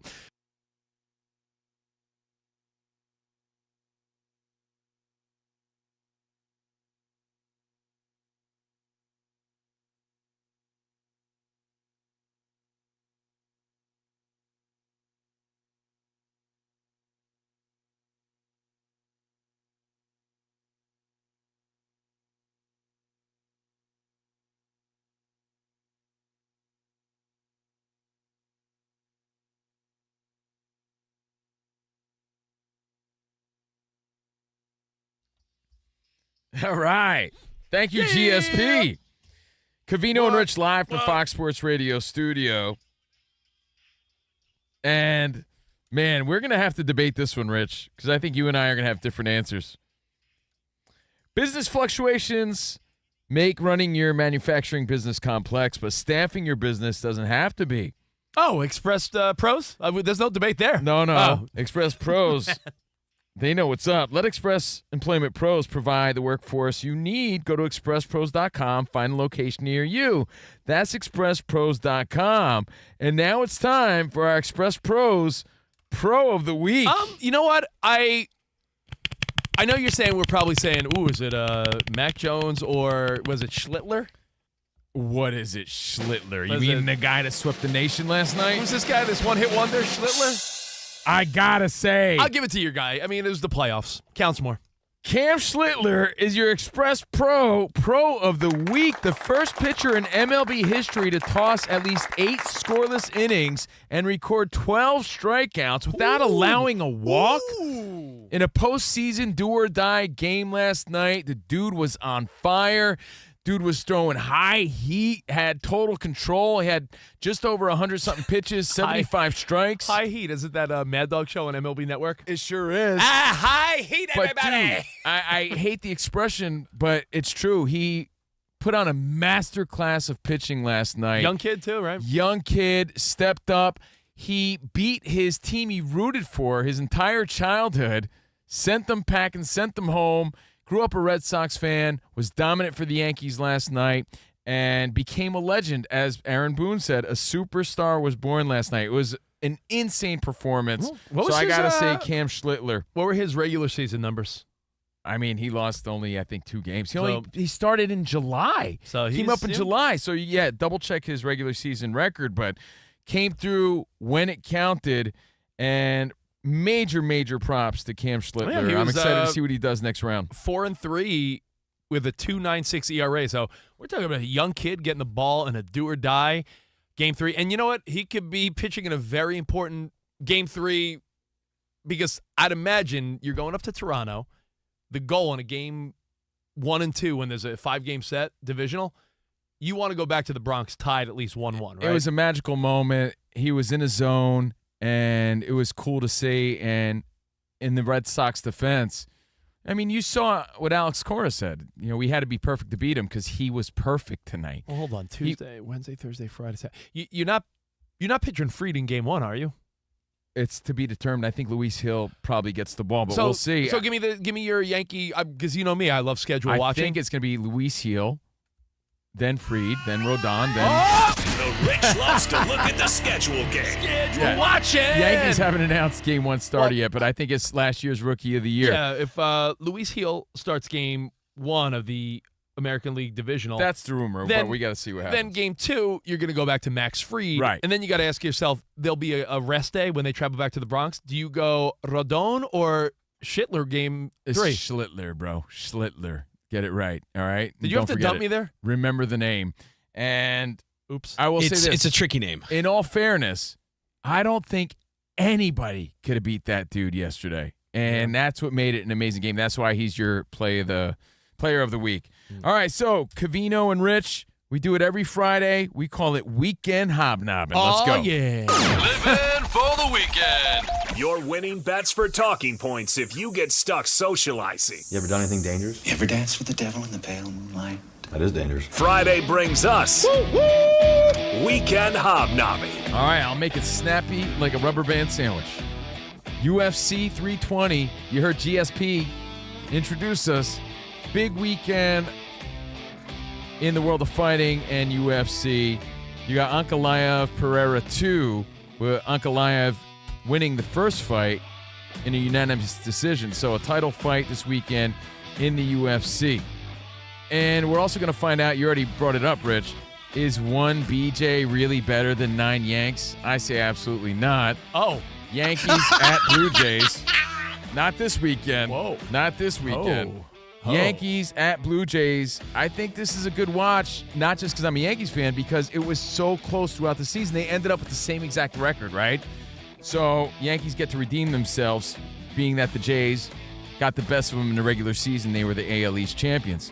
And our bonus podcast, Overpromised. It's a great listen, but you can watch it. We stream it on Covino and Rich FSR on YouTube. Overpromised, episode 111. We talk about the best colognes because Lamar Jackson has his own cologne. So we go over the classics. We rank them, the best colognes in our history, in our come up. Plus, because it's the postseason. We play a game called Guess This Postseason Baseball, Kid. Can you name that superstar legend when they were just little kids? Who might be ass? And Rich's NFL picks all on Overpromised. Again, on our YouTube page, Covino and Rich FSR. Guess this Redwood. All right, there's a lot to watch. Again, we talked about all the NFL football, all the great baseball, all 4 series in the divisional round that start up tomorrow. Fantastic. I'm really excited to see Shohei pitch in Philadelphia. Danny G, Same. I know that's on your list.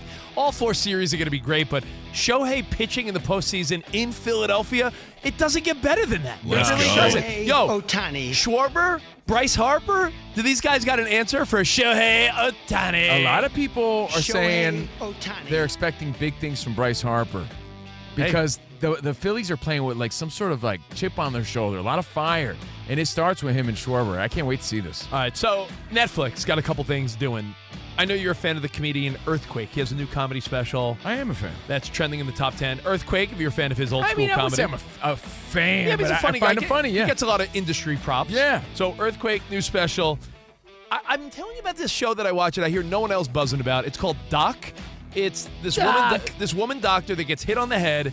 She loses her memory, but she remembers everything from 2016 and before. I feel like that happened to you. And it's like a drama, but it's like dark, but I think it's great. Honestly, it's in a network show, right? It's on Netflix. Oh. Netflix. So Doc, fantastic. Love is Blind, Danny G, the wife and I are going to stay up late tonight, watch and try to binge some of that. Season 9, same for us. There was so much wild card action in NFL football this past week. We got to start tomorrow. You're right. There was too much football and baseball. Yep. Tonight's the night to really catch up on all the junk like Love is Blind. You and I both love Morning Show on Apple TV. That is fantastic. Jennifer Aniston, Reese Witherspoon, that whole cast is fantastic. Billy Crudup deserves awards for that show. New episodes of Morning Show, and you guys are missing the boat on Only Murders in the Building. Season 5 is as good as any other season. So just so many great shows to catch up on. Enjoy. And Black Rabbit on Netflix, another great show. That's our favorite right now. One more for Apple TV. If you like sci-fi, Invasion. Really good, intense, super the trailer intense. looks insane. Yeah, I'm liking it What so is it, far. an alien show? Or Yeah. just, really? Yeah. Oh, okay. It might be up your alley. Yeah, that Yeah, sounds cool. you'll like it. It's like a movie. Every episode's like a movie. Anybody got a password for me? All right, college football week 6. Number 17, Vanderbilt at number 11, Alabama. Number 3, Miami at number 19, Florida State. Number 14, Texas Tech at Houston. Minnesota at number 1, Ohio State. Mississippi State at number 5, Texas A&M. And Boise State at number 21, Notre Dame. Oh, speaking of Boise, how about that good Boise over there? Iowa Sam, you watch anything good? I'll be watching all that college football. Yeah, I thought so. I have a question. Anyone intrigued at all to possibly hit the theater and see The Smashing Machine with Dwayne The Rock Johnson? I'm hearing great things about it. Yeah, it's getting a lot of hype. What about One Battle After Another? It's been out for about a week, right? I'm hearing great things. Have you guys seen that movie yet? No. The Leo DiCaprio, Paul Thomas Anderson film? No, we heard that's it's going to be I might see that this weekend. an award-winning film for Leo DiCaprio. That's what we're hearing. Did I see a new season of Love is Blind is coming out? Yep. We're Also, all watching. Probably all watching. Can you get on board for the first time? Never. The Lost Bus, starring Matthew McConaughey. I know he's been making the rounds. Yeah, about Paradise, California. That's great, but where Spot, he- what about Love is Blind? Come Never on. gonna happen. Bro, come on. Nope. Bro. Nope. But they don't see each other, and then they like pretend to have to like each other. It's Nope. great. How many times have you Blind to listened that to the show. new Taylor Swift album? Oh, and I'm going to listen to the Taylor Swift album with my daughter tonight, Are you track gonna- by track. Are you going to go to the theater to see the 89 minutes of bonus footage about the making of the album? All right, maybe not that far, but we'll see you guys. Until then, arrivederci, baby. See you in the promised land. Have a great weekend. Go Yankees!